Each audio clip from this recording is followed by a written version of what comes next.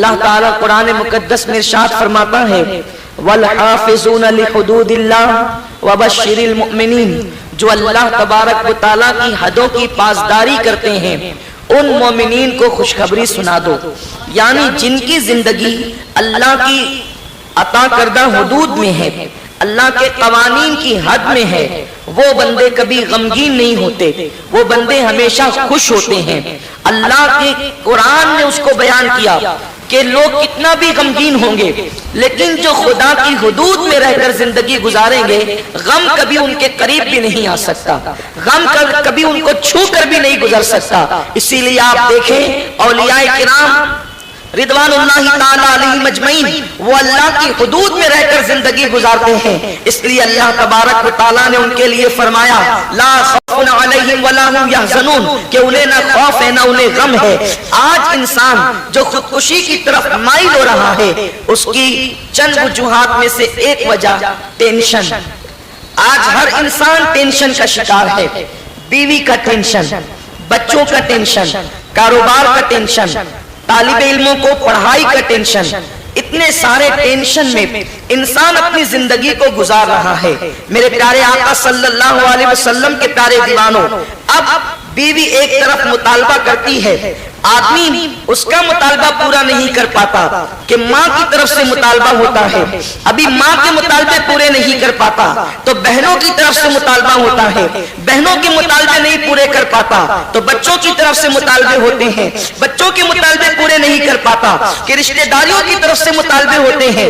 ایک طرف تو مطالبات ہے، دوسری طرف کوئی تانا دے رہا ہے، کوئی جھگڑا کر رہا ہے، مندی کا معاملہ ہے، بچیوں کو رشتے نہیں آتے، بیٹا آوارگی کر رہا ہے، بیٹا بے-داروی کا شکار ہو چکا ہے۔ اس طرح کے بہت سارے ٹینشن میں انسان اپنی زندگی کو گزارتا ہے، تو اب اس ٹینشن سے وہ رائے فرار اختیار کرنے کے لیے سوچتا ہے کہ اب کروں تو کیا کروں، اور وقت اور حالات تو ایسے آ گئے اب کوئی غم گسار نظر نہیں آتا، اب کوئی غموں کو ہلکا کرنے والا نظر نہیں آتا۔ انسان اپنے دل کی کہے تو کس سے، اس لیے کہ دل کی بات سننے کے لیے تو دلدار چاہیے۔ یہاں کوئی محفل میں اہل دل ہے ہی نہیں، اگر کسی سے کہیں تو رو رو کر سنتے ہیں، ہنس کر اڑاتے ہیں، لوگ مذاق بناتے ہیں۔ دوستوں کا حال بھی یہ ہے کہ سچے دوست نہیں، سچے غم گسار نہیں، کوئی رازدار نہیں، کوئی غم گسار نہیں، تو آدمی تنہائی میں بیٹھے ہوئے گھٹتے رہتا ہے۔ انسان کا پھر ایک وقت آتا ہے کہ وہ گھٹتے گھٹتے اپنی موت کا فیصلہ کر لیتا ہے۔ لیکن آئیے اب اگر انسان ٹینشن کی وجہ سے خودکشی کر رہا ہے تو میں آپ کو یہ بتاؤں لوگوں خوشیوں میں مسکرانا تو سب کو آتا ہے، ٹینشن میں مسکرانے کا حوصلہ مصطفیٰ جان رحمت نے عطا فرمایا، اللہ کے حبیب صلی اللہ علیہ وسلم نے عطا فرمایا ہے۔ پوری کائنات کے اندر جناب آدم سے لے کر عیسیٰ تک، حضرت عیسیٰ سے لے کر آج تک اور آج سے لے کے قیامت تک دنیا کے اندر جتنے انسان پیدا ہو چکے، پیدا ہو رہے ہیں یا پیدا ہوتے رہیں گے، ان سب میں سب سے زیادہ اگر ٹینشن والی کسی کی زندگی ہے تو میرے اور آپ کی آقا مصطفیٰ جان رحمت صلی اللہ علیہ وسلم کی زندگی ہے۔ آپ دیکھیں اللہ کے رسول صلی اللہ علیہ وسلم بظاہر کتنے غموں میں زندگی گزارتے ہیں، ابھی پیدا بھی نہیں ہوئے، شکم مادر میں 4 مہینے کے ہیں تو والد بزرگوار کا سایہ سر سے اٹھ جاتا ہے۔ آپ مجھے بتائیں لوگ دنیا میں آ کر کے غمگین ہوتے ہیں لیکن یہ محبوب خدا ہے، شکم مادر میں ہے، والد کا سایہ سر سے اٹھ گیا، اللہ اکبر، ابھی 6 سال کی عمر ہے، والدہ کا سایہ سر سے اٹھ گیا، ابھی اللہ اکبر 10 سال کی طرف بھی مکمل طور پر یہ گلی مسکرانے نہ پائی تھی کہ دادا کا سایہ سر سے اٹھ گیا۔ مکے کی تاریخ کو اٹھا کر کے دیکھیں، کبھی حضرت میرے آقا صلی اللہ علیہ وسلم حضرت آمنہ کے جنازے کو مقام ابا میں دفن کرتے ہیں تو کبھی عبد المطلب کے جنازے کے پیچھے پیچھے ایک 10 سال سے کم عمر کا بچہ ہے وہ مکے میں پتھریلی زمین پر نوکیلے پتھروں پر اپنے نرم نازک پیر رکھتے ہوئے ننگے پیر جنازے کے پیچھے جا رہا ہے۔ اس جنازے والے کے ساتھ بہت سارے جوان بیٹے بھی ہیں، بہت سارے طاقتور لوگ بھی ہیں، لیکن وہ بچہ اس جنازے میں لیٹنے والے کے اولاد یعنی اس کے بیٹوں سے زیادہ روتا ہے۔ اس بچے کا دامن پکڑ کر کوئی پوچھے کہ وہ آستینوں سے آنسو کیوں پوچھتا ہے، بلکہ کبھی تو یوں ہوتا ہے آستین تر ہو جاتی ہے اور آنسو بہتے رہتے ہیں۔ وہ معصوم بچہ جس کی معصومیت پر قرآن بہشت کا حسن قربان ہے، وہ معصوم بچہ جس کی معصومیت پر نبیوں کی معصومیت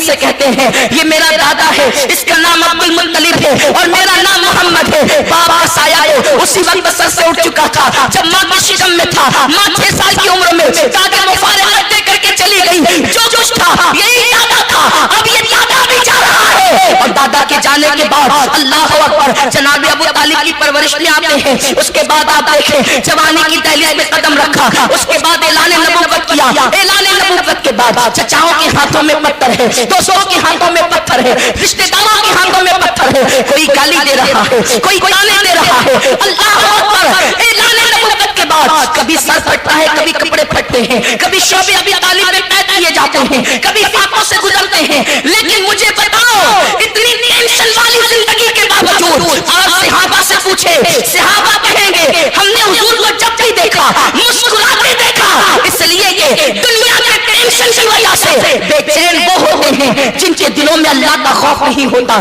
جن کے دلوں میں اللہ کی خشیت نہیں ہوتی۔ اگر اللہ کا خوف دل میں پیدا ہو جائے تو انسان ٹینشن میں بھی مسکراتا ہے۔ سیکھو مسکرانا، ٹینشن میں مسکرانا سیکھو۔ میرے پیارے آقا علیہ السلام کے پیارے دیوانوں، راہ فرار کرنا یہ مسلمان کا کام نہیں ہے، حالات سے مقابلہ کرنا یہ مسلمانوں کا کام۔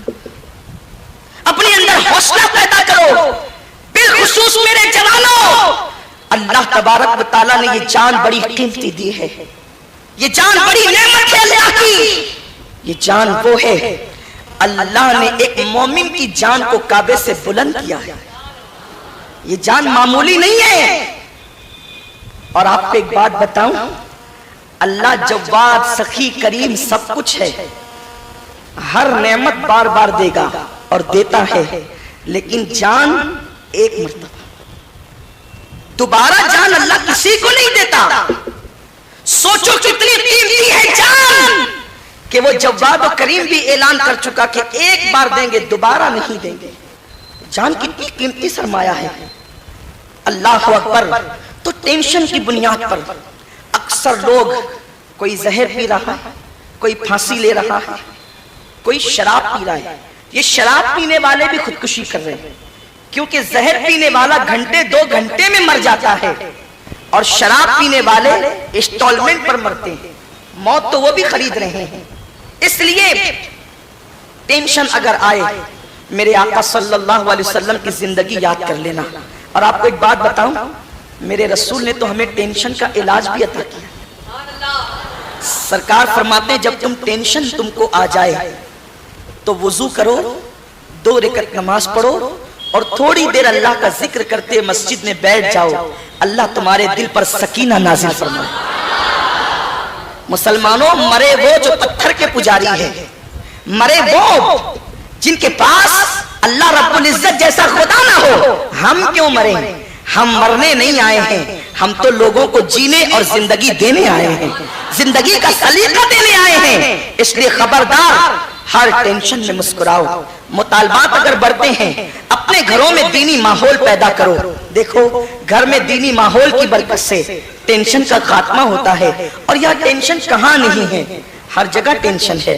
آپ ڈاکٹر سے پوچھے ٹینشن میں ہے، وکیل سے پوچھے ٹینشن میں ہے، وزیر اعظم سے پوچھے ٹینشن میں ہے، سب کو ٹینشن ہے۔